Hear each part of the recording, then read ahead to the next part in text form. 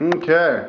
So yeah, I ride my bike towards Lago de Titicaca up a river. It's kind of like Lake Titicaca has a river that flows out of it. See, Lake Titicaca is like it was like 13,000 feet high.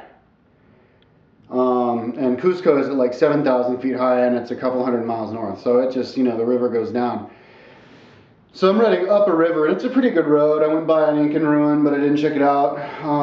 If you read Incan lore, they talk about gods who come down, and they flew down to Lago de Titicaca and landed on Isla de Sol, which is an island of the sun, inside of Lake Titicaca on the south edge. And then they came out of that island, and they started the civilization of Tiwanaku, and Incan civilization, and they were giants. And I even heard Glenn Kimball say that there's a museum in Cuzco that I didn't hear about and I didn't see, but I wish I did, where he saw the headdresses of the was it Viracocha, the king of the Incans. Motherfucker's shoulders were 3 feet wide, and his headdress for the skull was for a head that was that wide, like a literal giant 9-footer, dude. Anunnaki, I suppose, who used anti-gravity to put those stones into place, but whatever, another video.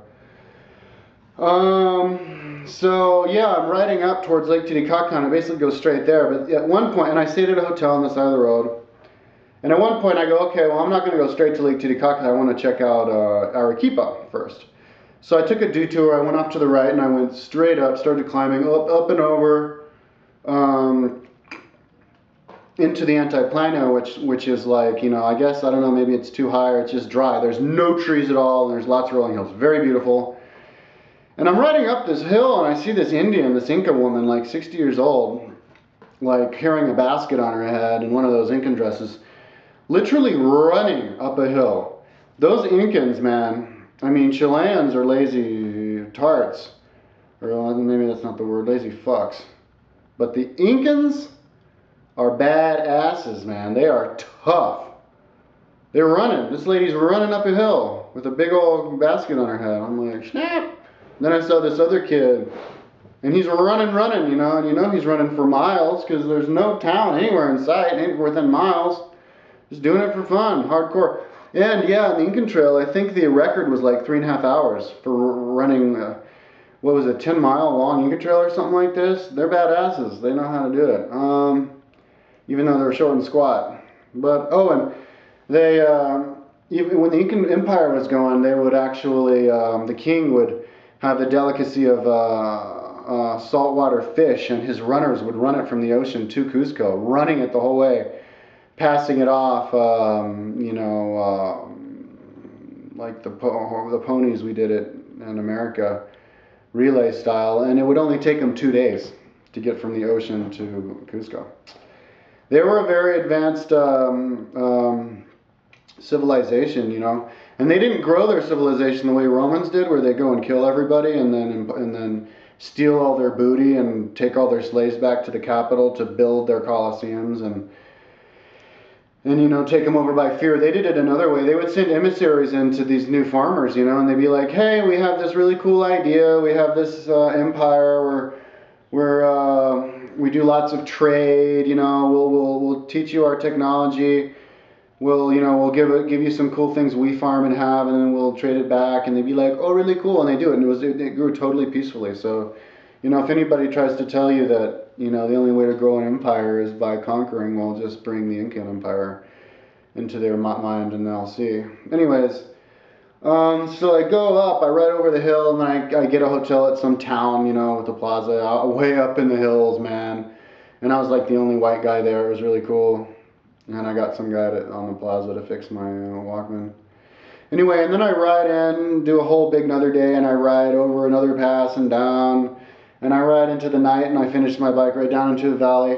Yeah, that lasted at night because I got a flat, and I had to fix my flat in the middle of this town. I don't know when I got the flat. Maybe I got a flat as I rolled into town or something. But I'm fixing my flat in a town. And I was the only white guy that these people had seen or something, because I'm fixing my flat, and I think I even took a photo of it. I'll see if I can find the photo.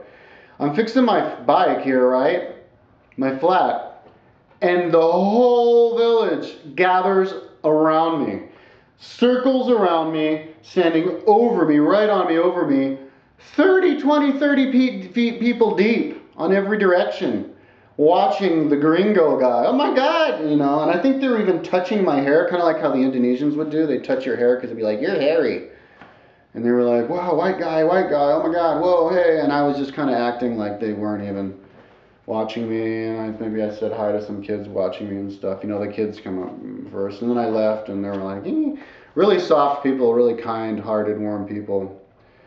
And then and then I did another big day, or rode into some town. I can't remember what it was. And I got a hotel room, and I ended up staying there 4 days because the next day after that, I had to like do a big long ride because it's kind of like in the middle of like the Antiplano nowhere, and I kind of had to do a big day if I was going to make it, and I had to get up in the morning, but I couldn't get up because I'm still eating my marijuana cookies, and I couldn't stop eating my marijuana cookies. Mind you, I'm stoned off my ass this whole time, never sober. You know, I'd eat cookies for dinner, and I'd be stoned all through sleepy time, and I'd eat them for breakfast, stoned off my mouth all through daylight time. And so finally, after 4 days of like walking through this town and just, you know, being the only white guy there, and nobody was really watching me in that town. It was a bigger town. And they had some pretty nasty food habits. They would eat like, you know, boiled llama heads and stuff. It was like llama tongues and ooh.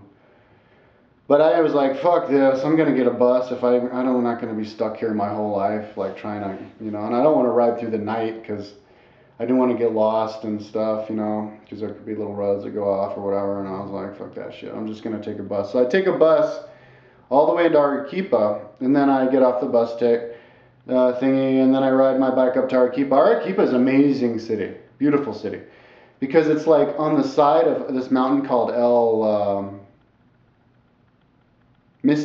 Misty.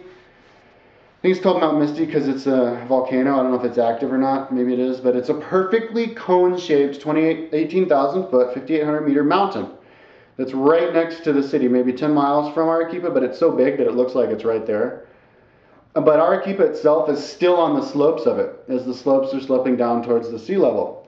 So the whole city is kind of on a slope. So, you know, I got off the bus on the southeast side, and then I ride my bicycle towards the central plaza, and it's up the whole way because you're going towards the mountain. It's kind of trippy to be in a town that's on a mountainside.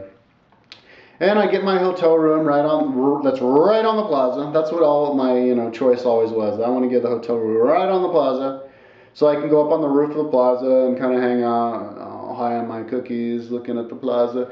And they had a beautiful church. I think the most beautiful plaza I've seen ever was in Arequipa because they had all these trees there and really nice gardens, well kept, and this really beautiful church that had 2 spires. And it was the only church, I think, that I've seen that actually has 2 spires instead of 1. 2 very high spires going on either side. And I took a photo of the spires. And then I do this tour of this nunnery that's there in Arequipa, that's huge nunnery. You go inside of it and you're pretty much like in your own town. You know, it's like you walk in up and down the streets and you feel like you're walking up and down the streets of a town way out in the middle of nowhere. Only it's inside of a building on a city block, so there's no cars or bicycles or skateboards or anything in there for the nunners. And then off to the side you'd have these big rooms, and I guess they had like 600 nuns living there, and then they had nuns living there until the 60s, and now it's just a museum. But it was painted red and beautiful, and you know, it was kind of like, they'd even have like fake dummies in there kind of showing you how it used to be, and it was an amazing place, just the reality that they would live in, just kind of enclose themselves in their own little utopic, like, you know, fantasy world of religion. And I think it was like something that was paid for by it was like a famous, you know, the Harvard of nunneries or something, paid for by the church or something like this, or the people chipped in. I don't know what it was, but it was cool. And then I was eating out and just hanging out, walking around, checking out the place. And one day I was in the internet cafe place on the computer, and I feel the whole freaking floor starts shaking. And I'm like, fuck, because I'd never felt it shake that much. I felt it shake, but this was shaking so much that it would like spill your water if you had a water there. Whoops, there's 10 minutes. I'll have to do another part.